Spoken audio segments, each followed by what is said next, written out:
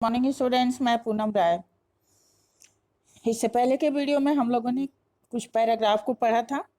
आज हम लोग इसके अगले पैराग्राफ को पढ़ते हैं। जैसा कि आप जानते हैं, ल्हासा की ओर में राहुल सांकृत्यायन की यात्रा का वर्णन है जो उन्होंने खुद किया था और उसी के बारे में हम लोग पढ़ रहे हैं। ये तिब्बत यात्रा है। तो आगे के पैराग्राफ को देखते हैं। दूसरे दिन घोड़े पर सवार होकर ये ऊपर की ओर चले। डाणे से पहले एक जगह चाय पी। डाणे, जैसा कि पिछले वीडियो में हमने बताया था कि नदियों का मोड़ होता है और ऊंचे ऊंचे पहाड़ होते हैं, जिससे दूर दूर तक दिखाई देना मुश्किल हो जाता है। दोपहर के वक्त ये लोग डाणे पहुंचे जो समुद्र तल से 17-18 फीट ऊंचा था।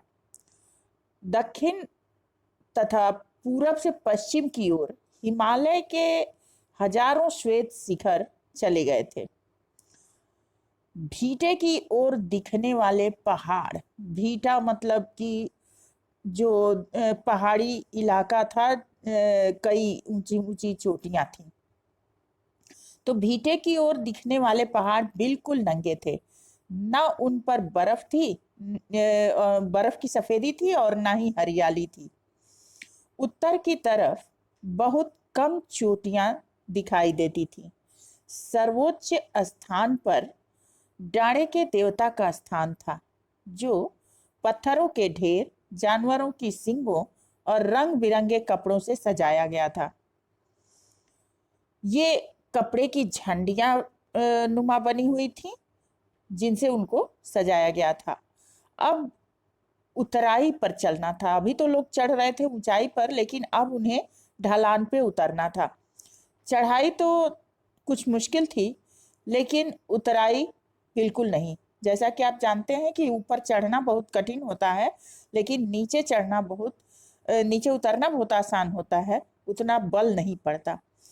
शायद ही इसके लेखक के साथ एक दो और साथी थे जो चल रहे थे, लेकिन लेखक का घोड़ा कुछ धीरे चलने लगा। उसने समझा कि चढ़ाई के थकावट के कारण ऐसा हो रहा है और इसलिए वो घोड़े को मारना नहीं चाहता था।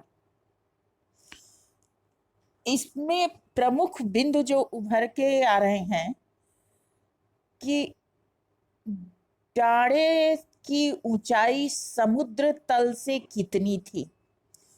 तो समुद्र तल से डाणे की ऊंचाई 17 से 18,000 फीट ऊंची थी।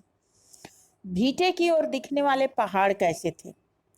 भीटे की ओर दिखने वाले पहाड़ बिल्कुल नंगे थे। उनमें ना तो बर्फ की सफेदी थी और ना ही किसी तरह की हरियाली। डाणे के देवता का स्थान कहाँ था और किस प्रकार सजाया गया था? डाणे के देवता का स्थान पहाड़ियों के सबसे ऊंचे स्थान पर था, जिसे पत्थरों के ढेर, जानवरों के सींगों और रंग बिरंगे कपड़े की झंडियों से सजाया गया था। लेखक धीरे चलने पर भी घोड़े को मारना क्यों नहीं चाहता था? क्योंकि लेखक ये समझ रहा था कि ऊपर चढ़ने के कारण घोड़ा थक गया है और इसलिए धीरे चल रहा है, अतः उसने उसे मारना उचित नहीं समझा। तो आज के लिए इतना ही काफी। नेक्स्ट वीडियो में अगले पैराग्राफ के साथ मिलते हैं। तब तक के लिए धन्यवाद।